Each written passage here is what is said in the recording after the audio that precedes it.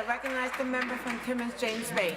Well, Mr. Speaker, the Conservatives show us yet again they're all about bumper sticker slogans. They're not about anything that's really serious.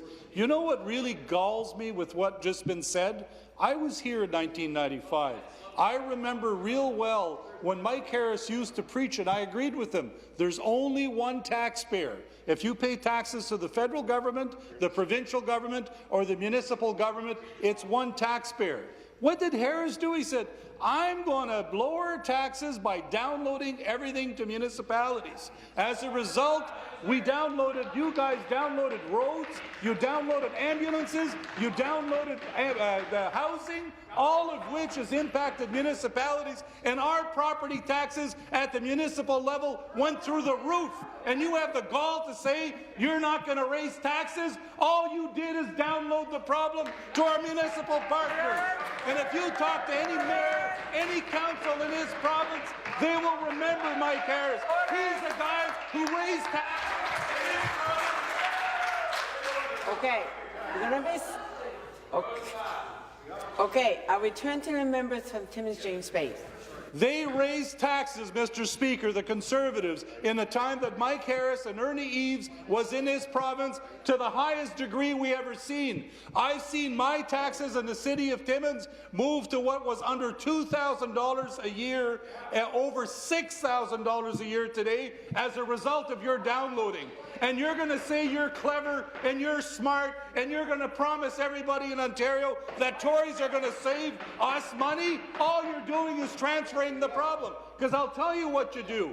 You cut taxes again, you go back and do what you talk about deficits, you're going to say we're smart.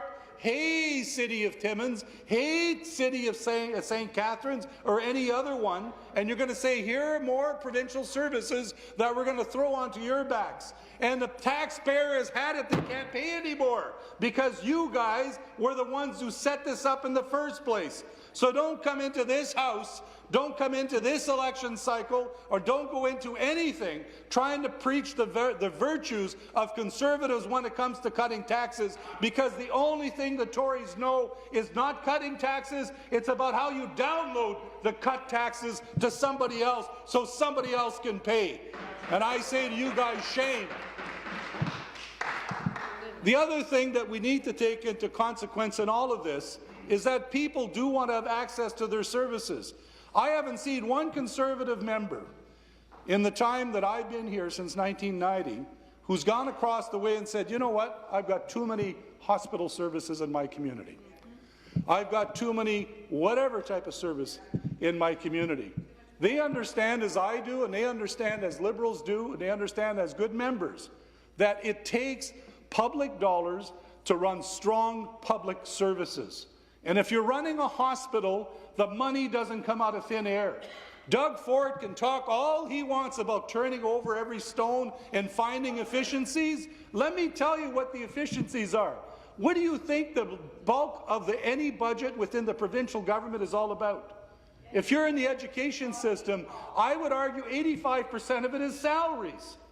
If you're in the healthcare system, 75% is salaries. So when you talk efficiencies, why don't you talk about what you're really talking about? This is about people, and this is about cutting services, and this is about saying when you need a nurse at 12 o'clock at night, when you go in with your sick daughter or son, there may not be a nurse, there may not be a doctor, there may not be an orderly, there may not be a cleaner, there may not be kitchen staff, because that's what you got to do to find those efficiencies.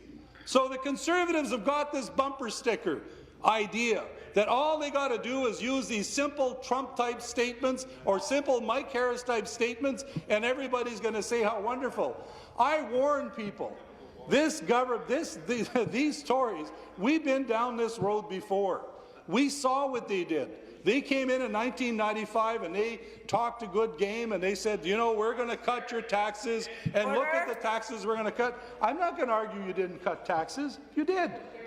But what you did is you transferred the whole burden of who pays the tax onto the municipalities. And that was horrible, and it was affected every ratepayer who pays any taxes in this province and any municipality. I urge members as they get up and debate today, think about what your neighbours paid in property tax post-1995 to what they paid after these guys left office. Municipal councils have been struggling just on downloading highways alone. You downloaded in the city of Timmins and you downloaded in Iroquois Falls highways that were provincial roads. They were provincial highways, for God's sakes. You took roads that were provincial links between City A and City B, and you downloaded it onto municipalities. Municipalities don't have the money to do the infrastructure just to fix a section of Highway 101, which is Algonquin in the city of Timmins. The cost is over $100 million. Where's the municipality going to find $100 million to fix that road? We're lucky if we get the max, which is $3 million a year in Connecting Link funding. Thank you, Mike Harris, for downloading $996 million onto the city taxpayers in the city of Timmins. You downloaded ambulance and you downloaded housing. Do you know what that means to the city of Timmins in a one-year process? $12 million a year. That's 10% of our budget. And we're having to pay it in higher municipal taxes. And then you guys got the government, you said, we're going to change the assessment system so large industrial users don't have to pay as much tax. So the larger industrial users like Abitibi, like Kidd Creek, like Gold Corp, like all of these companies that were out there, went out and appealed their taxes. They won those appeals based on the legislation that Mike Harris put in place in order to help his friends, and as a result, the assessments went down. Do you know how much that was for Kapuskasing? $2 million. For a town of 16,000 people, you stand in this House and talk about cutting taxes. All you've done is kick the people in Kapuskasing in the teeth when it comes to what you've done. I've had it with this stupid Tory ideology. People got to call it for what it is. You guys are about raising taxes on the back of municipal taxpayers, and we've had it. Order. I need the member to withdraw.